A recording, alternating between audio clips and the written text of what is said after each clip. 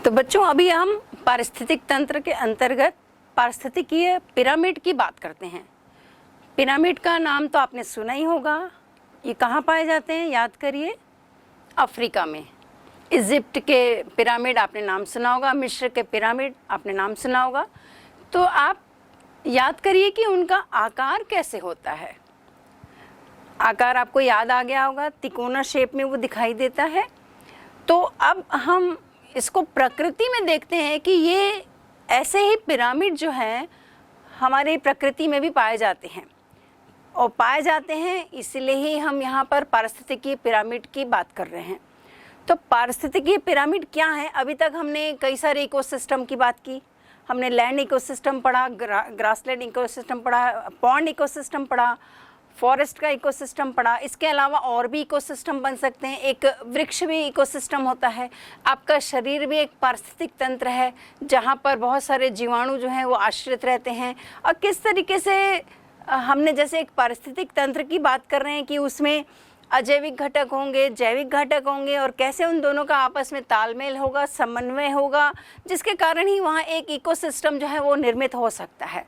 तो यहाँ पर हम बात कर रहे हैं कि कैसे वो जैविक घटक जो है आपस में एक दूसरे से इंटरलैक या कहना चाहिए एक दूसरे से संबंध बनाते हुए कैसे ये जुड़े रहते हैं, तो एक आकृति बनाते हैं, और वो आकृति ही पिरामिड की तरह ही दिखाई देती है। तो यदि हम जैसे देखें कि ये जो है किसी पारिस्थितिक तंत्र के विभिन्न पोषक स्तरों को, हमने पोषक स्तर की बात की है कि T1, T2, T3, T4, T5 की बात की है, ये ट्रॉफिक लेवल्स है। और आपको याद होगा हमने उत्पादकों को कहा था कि ये ट्रॉफिक लेवल 1 है, फिर उनको खाने वाले जो शाकाहारी जीव हैं वो ट्रॉफिक लेवल 2 है, फिर 3 है, 4 है, 5 है। तो यदि हम इन लेवल की बात करते हैं तो उन लेवल को यदि हम उनकी संख्या, उनके जीव भार यानी उनका वेट के अकॉर्डिंग, और या फिर ऊर्जा के हिसाब से यदि उसकी मात्राओं को हम अनुपात को, उसके मात्राओं के अनुपात को यदि चित्र के द्वारा यदि रिप्रेजेंट करें तो एक कॉनिकल स्ट्रक्चर बनता है, एक कोन के समान संरचना बनती है। इसी को ही पारिस्थितिकीय पिरामिड कहते हैं या शंकु कहते हैं। आप यहाँ एक एग्जाम्पल में देख लीजिए, जैसे हमने अभी ये देख रहे हैं कि यहाँ पर सबसे नीचे पर जो है घास है, ये घास का मैदान का पारिस्थितिक तंत्र है, जिसमें सबसे नीचे आप देख रहे हो घास की संख्या क्या होगी, सबसे ज़्यादा होगी। उसके ऊपर आप देख रहे हो कि घास पर निर्भर रहने वाले जो शाकाहारी जीव हैं, यानी खरगोश, चूहा, घोड़ा, गधा, भेड़, ये जो है इनकी संख्या घास से कम होगी। और ऊपर जाते हैं यानी जो द्वितीयक उपभोक्ता है उनकी संख्या और कम होगी। अगर और ऊपर हम जाते हैं तो उनकी संख्या और कम होगी। तो आप देख रहे हो नीचे जो आधार है वो चौड़ा है, लेकिन जैसे जैसे हम ऊपर बढ़ रहे हैं तो उनकी संख्या कम होते जा रही है, तिकोने आकार का होते जा रहा है। तो आप देख रहे हो ये जो रचना बन रही है वो कोन के आकार, शंकु के आकार की बन रही है, इसलिए इसे पारिस्थितिकीय पिरामिड कहते हैं। तो सबसे पहले एल्टन ने बताया था ये पारिस्थितिकी पिरामिड बनता है, और ये 3 प्रकार का होता है। कौन कौन सा होता है? तो पहला जीव संख्या का पिरामिड, यानी संख्या के आधार पर यदि हम पिरामिड बना रहे हैं तो वो जीव संख्या का पिरामिड होगा। और यदि हम उनके भार के अनुसार बना रहे हैं तो वो होगा जीव संख्या का, जीव भार का पिरामिड। और यदि हम उनकी एनर्जी के हिसाब से बना रहे हैं, यानी एनर्जी जो है वो कैसे प्राथमिक मतलब उत्पादक से लेकर उपभोक्ता अपघटक तक वो एनर्जी ट्रांसफ़र हो रही है, तो वो जब हम एक पिरामिड बना रहे हैं तो वो कहता है ऊर्जा का पिरामिड, हम उसको कहते हैं। तो आपने ये देखा कि 3 तरह के पिरामिड हैं। अब सबसे पहले हम बात करेंगे जीव संख्या का पिरामिड, यानी नंबर ऑफ पिरामिड। तो पिरामिड ऑफ नंबर्स कैसे होगा कि नंबर के अकॉर्डिंग पिरामिड कैसे बन सकता है। तो अभी हमने जो पिछला एग्जाम्पल देखा, सेम वही एग्जाम्पल आप ले सकते हैं, क्योंकि ये आपको क्वेश्चन आता भी है कि पारिस्थितिकी पिरामिड क्या है, इसके कौन कौन से प्रकार हैं। आप इसको डायग्रामेटिक रिप्रेजेंटेशन के द्वारा प्रस्तुत करिए। तो ये आप जो है आप देखिए, चाहे आप घास आप नहीं बना सकते हैं, लेकिन आप उसकी संख्या के आधार पर भी आप रिप्रेजेंट कर सकते हैं। तो हम जैसे यदि हम जीव संख्या का पिरामिड शो कर रहे हैं, तो इसमें क्या होगा, सबसे पहले हम बात करेंगे कि उत्पादकों की उत्पादक की संख्या सबसे ज़्यादा होगी, उस पर निर्भर रहने वाले प्राथमिक उपभोक्ता उनकी संख्या कम होगी, और ऊपर की बात करें द्वितीयक उपभोक्ता की, उसकी संख्या कम होगी। तो धीरे धीरे हम जब सर्वोच्च उपभोक्ता की तरफ आते हैं तो उसकी संख्या सबसे कम होती है। तो यहाँ जैसे आप एग्जाम्पल देखिए, घास है, फिर उस पर निर्भर रहने वाले खरगोश, चूहे, वो संख्या कम होगी, उन पर निर्भर रहने वाले सांप, बाज या मोर हो सकता है, वो संख्या कम हो गई। अब इन पर निर्भर रहने वाले जो टॉप मोस्ट के हैं जीव, वो उनकी संख्या सबसे कम होगी। तो इस तरीके से आप देख रहे हो संख्या नीचे से लेकर ऊपर में कम होती जा रही है। तो इसको हम कहते हैं जीव संख्या का पिरामिड। अब क्या पिरामिड हमेशा सीधा ही बनेगा या उल्टा भी बन सकता है? उल्टा माने आप समझ रहे हैं, आधार ऊपर रहेगा और उसका कोना जो है वो नीचे, तो बिल्कुल बन सकता है। तो वो कौन सा उल्टा बनेगा, ये हमें ध्यान देना है। तो अभी जैसे हमने एक बात की कि घास का मैदान या वन का पारिस्थितिक तंत्र की बात करें, या हम तालाब के पारिस्थितिक तंत्र की बात करें, तो इनका जो पिरामिड बनेगा वो सीधा बनेगा। यानी नीचे में जो है वो कैसा रहेगा, आधार ज़्यादा रहेगा, यानी उत्पादक ज़्यादा रहेंगे, और नीचे से ऊपर जाएंगे तो उनकी संख्या कम होती जाएगी। तो तालाब में भी आपको याद है कि हमने जब पॉन्ड इकोसिस्टम की बात की थी, तो नीचे जो प्रोड्यूसर्स थे वो फाइटोप्लैंक्टन से, उस पर निर्भर रहने वाले जूप्लैंक्टन से, उस पर निर्भर रहने वाली छोटी छोटी फिशेस थी, और उन पर रहने वाली बड़ी फिश थी। तो संख्या क्या होती गई, कम होती गई। तो वो सीधा बनेगा। लेकिन उल्टा कौन सा बनेगा, ये कभी कभी आपको क्वेश्चन आता है, तो आप एग्जाम्पल के थ्रू इसको समझा सकते हैं। वृक्ष का पारिस्थितिक तंत्र जो है वो उल्टा बनता है। वो कैसे बनेगा? अब हम यहाँ क्या बात कर रहे हैं, संख्या की बात कर रहे हैं। तो संख्या यहाँ जब हम सीधे पिरामिड की बात कर रहे थे तो वो नीचे से ऊपर कम होते जा रही थी। अब यहाँ क्या होगा कि नीचे में कम रहेगा और ऊपर में संख्या ज़्यादा रहेगी। तो अब आप ये देखिए, वृक्ष का पारिस्थितिक तंत्र, वृक्ष एक है, उस पर निर्भर रहने वाली चिड़िया यानी पक्षी, वो ज़्यादा संख्या होंगे, और इन पक्षियों पर निर्भर रहने वाले पैरासाइट्स या परजीवी, तो आप देख रहे हो उनकी संख्या ज़्यादा होगी। तो यहाँ पर आप देख रहे हो कि नीचे की संख्या कम है और ऊपर जो है संख्या बढ़ती जा रही है। तो ये कैसा पिरामिड बना, उल्टा बना। तो इस तरीके से हमने जीव संख्या का पिरामिड पढ़ा। जीव संख्या का पिरामिड हमने देखा।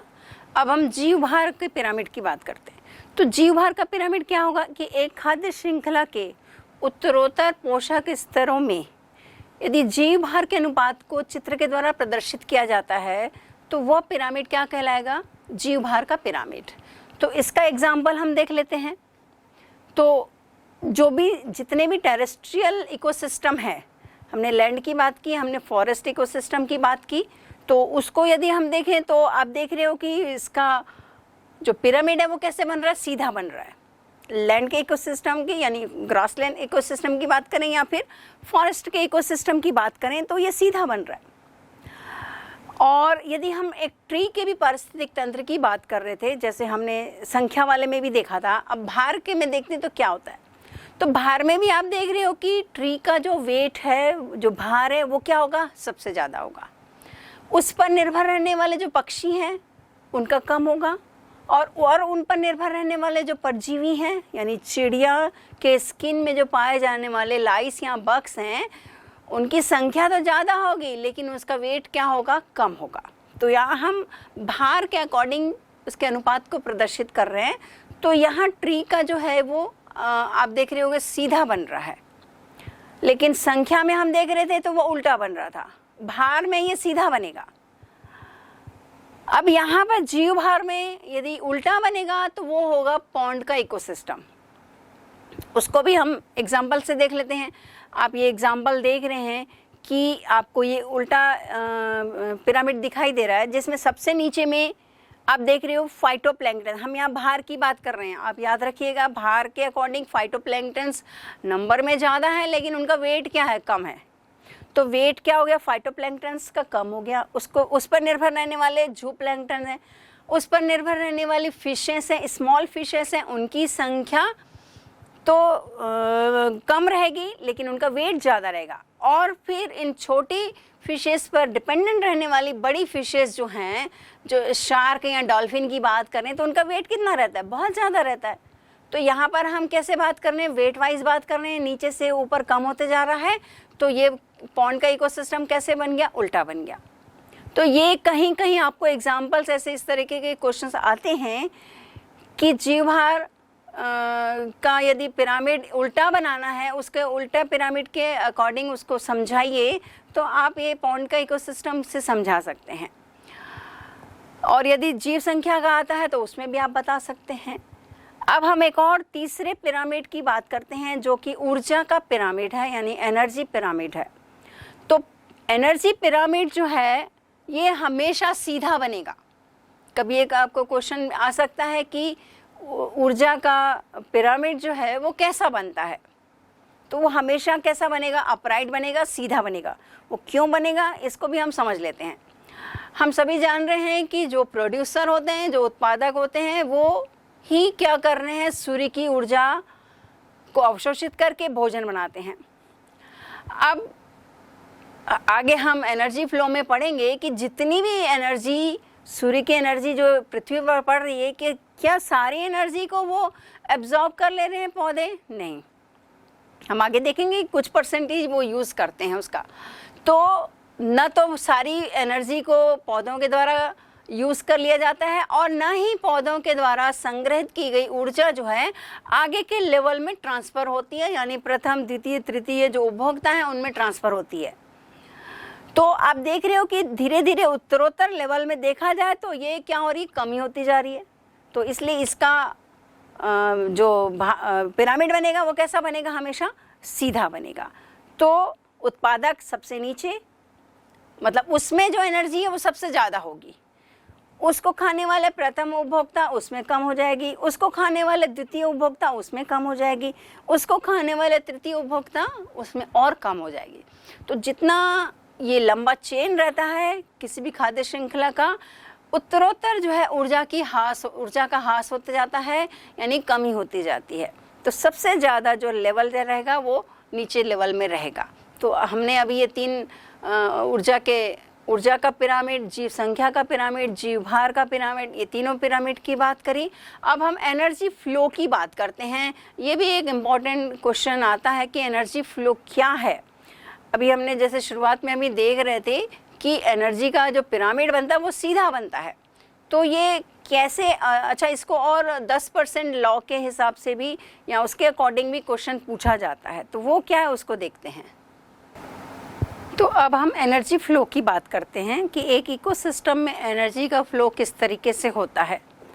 आप जानते हैं कि किसी भी इकोसिस्टम में जैविक घटक एक महत्वपूर्ण भाग है और किसी भी जीव का जीवित रहने के लिए क्या ज़रूरी है, ऊर्जा।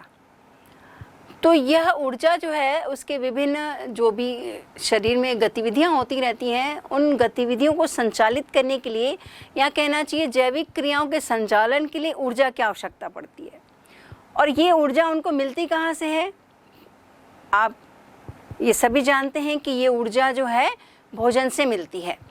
और यदि बेसिक सोर्स यदि पता किया जाए तो ये ऊर्जा का जो स्रोत है वो है सूर्य। तो ये ऊर्जा कहाँ से मिलेगी, सूर्य से मिलेगी। तो ये सूर्य से कैसे मिलती है, हम तक ये कैसे पहुँचती है, इसको समझना ज़रूरी है। और ये फ्लो कैसे हम तक पहुँच रहा है, या कहना चाहिए कि किसी भी पारितंत्र में टॉप मोस्ट लेवल तक ये जो एनर्जी है वो कैसे पहुँच रही है। तो जो सूर्य की ऊर्जा है वो रेडिएंट एनर्जी कहलाती है। इसी रेडिएंट एनर्जी को जो है हरे पौधे ग्रहण करते हैं। ग्रहण करने के बाद जो है वो रासायनिक भोज्य पदार्थों के रूप में संग्रहित कर ली जाती है और इन्हीं उत्पादकों को खाकर जो उपभोक्ता है या अपघटकों तक जो है ये ऊर्जा का स्थानांतरण होता है। तो इस तरीके से मेन सोर्स जो है सूर्य है, वहाँ से निकली ऊर्जा उत्पादक के द्वारा जो रासायनिक भोज्य पदार्थों के रूप में संचित कर ली गई, और ये ऊर्जा आगे जो है उपभोक्ता और अपघटकों तक जो प्रवाहित हो रही है, इसे ही ऊर्जा का प्रवाह कहते हैं या एनर्जी फ्लो कहते हैं। तो ये एनर्जी फ्लो जो है वो 2 स्टेप में होता है। पहले स्टेप की बात करते हैं तो ये है सौर ऊर्जा का संग्रहण, यानी सौर ऊर्जा जो रेडिएंट एनर्जी है वो कैसे संग्रहित होगी और कैसे भोज्य पदार्थों में उसमें संग्रहित करेंगे। तो सूर्य की जो रेडिएंट एनर्जी है इसको ग्रीन प्लांट्स के द्वारा रासायनिक ऊर्जा या भोज्य पदार्थों के द्वारा संग्रहित कर ली जाती है।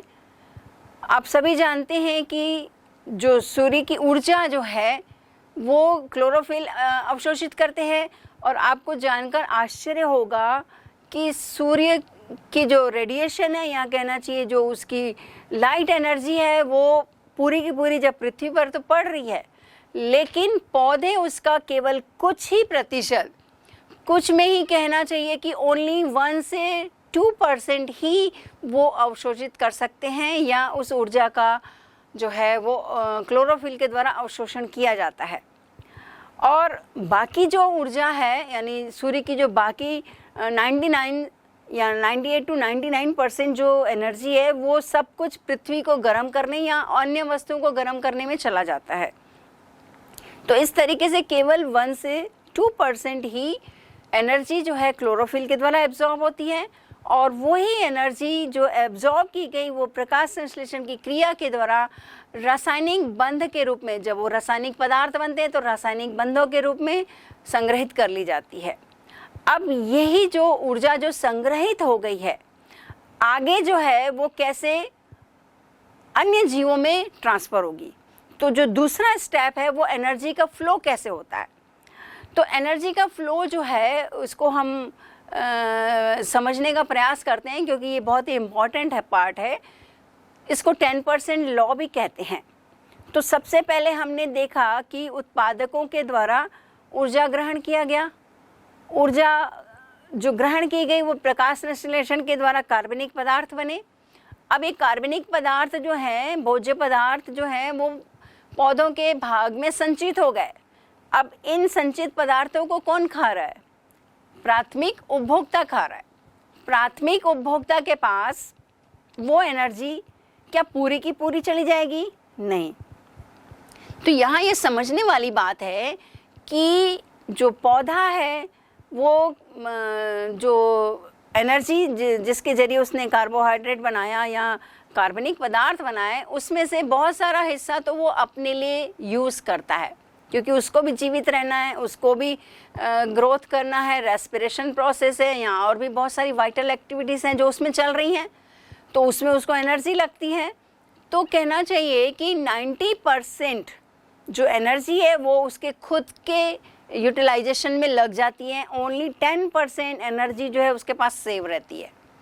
अब वो जो सेव या स्टोर्ड एनर्जी है उसको कौन खा रहा है? प्राथमिक उपभोक्ता खा रहा है। तो वो 10% जो उसके पास ट्रांसफ़र हुई एनर्जी, उसका भी वो 10% का 90% वो अपने लिए वो यूज़ करता है, बाकी उसका 10% जो है वो नेक्स्ट लेवल के लिए बच जाता है। तो आप देखेंगे कि इस तरीके से जो एनर्जी जो बच रही है वो 10% ही ट्रांसफ़र हो रही है, 90% जो जीव है वो अपने लिए यूज़ कर रहा है। तो यदि हम इसको एक एग्जांपल से समझते हैं कि मान लो 10,000 कैलोरी जो है उत्पादकों के द्वारा ग्रहण की गई, तो 10,000 का 10% होगा 1,000, जो नेक्स्ट लेवल पे पहुंच गया।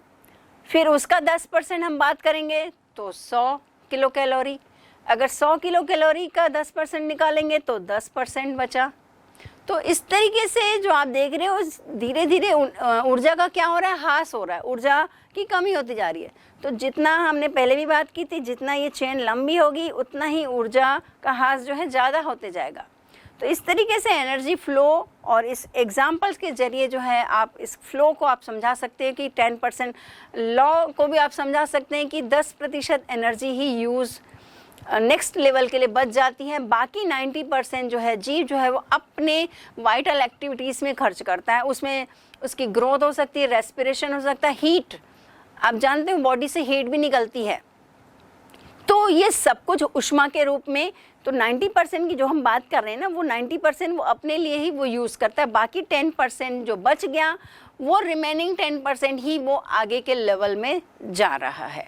अब आगे और हम बात करते हैं कि यदि ये 4th लेवल तक चला गया, तो 10% के बाद जब अपघटकों की बात आएगी, तो अपघटकों तक जो है वो बहुत ही कम ऊर्जा जो परसेंटेज है वो बच जाता है।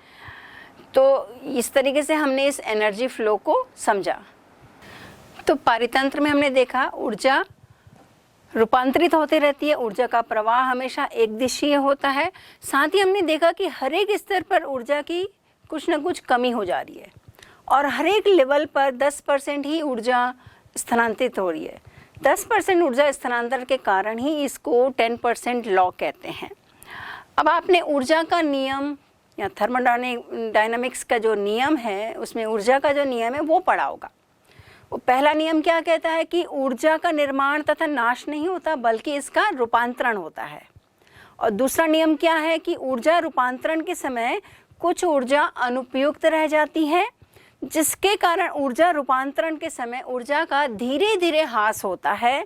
और ये जो है थर्मोडायनामिक्स का ऊर्जा का नियम है। तो यहाँ भी हम देख रहे हैं ये ऊर्जा का नियम फॉलो हो रहा है। कैसे फॉलो हो रहा है इसको समझना है। तो जैसे हमने देखा कि ऊर्जा प्रवाह के समय जो है ऊर्जा का अधिकांश भाग खर्च हो जाता है। हमने अभी बात की थी कि 90% भाग जो है वो तो खुद अपने में ही खर्च कर ले रहा है, बात कुछ हिस्सा ही जो है वो अगले स्तर पर जाता है। अब ऊर्जा का रूपांतरण जब हो रहा है तो ऊर्जा का ह्रास हो जाता है, माने रिडक्शन हो रहा है हीट के रूप में, रेस्पिरेशन के रूप में या वाइटल एक्टिविटीज़ के रूप में। अंत में बची हुई ऊर्जा का कुछ भाग प्रकृति में स्वतंत्र हो जाता है, या तो प्रकृति में स्वतंत्र हो गया या फिर कुछ जो है अवशेष के रूप में रह जाता है। जैसे आप जानते हैं फॉसिल फ्यूल्स जो हैं वो पेट्रोलियम एंड कोल हैं, वो कैसे बनते हैं, ये जीवों के ही अवशेष हैं, तो यहाँ तो वो अवशेष के रूप में रह जाते हैं। तो इस तरीके से जो है ऊर्जा कभी नष्ट नहीं होती है। आप देख रहे हैं ऊर्जा का रूपांतरण हो रहा है, एक से दूसरे फॉर्म में हो रहा है, केवल उसका वो रूप बदल रहा है, तो नष्ट नहीं होती है और न ही इसका निर्माण होता है। तो जो ऊर्जा पहले थी वैसे ही उस फॉर्मेट में जो सन की एनर्जी थी वो कैसे प्रोड्यूसर से कंज्यूमर एंड कंज्यूमर के बाद डिकम्पोजर्स एंड फिर अर्थ में वातावरण में कैसे फ्री हो गई। तो इस तरीके से ये जो है यहाँ भी ऊर्जा का नियम जो चल रहा है वो थर्मोडायनामिक्स के नियम के अनुसार चल रहा है। तो ये भी कभी कभी आपको क्वेश्चन आता है कि ऊर्जा का नियम क्या है। और जो अब हमने ऊर्जा प्रवाह की बात की थी तो उसमें ये नियम कैसे लागू होता है इसको समझाइए। तो इस तरीके से क्वेश्चन आप इस तरीके से आप बता सकते हैं।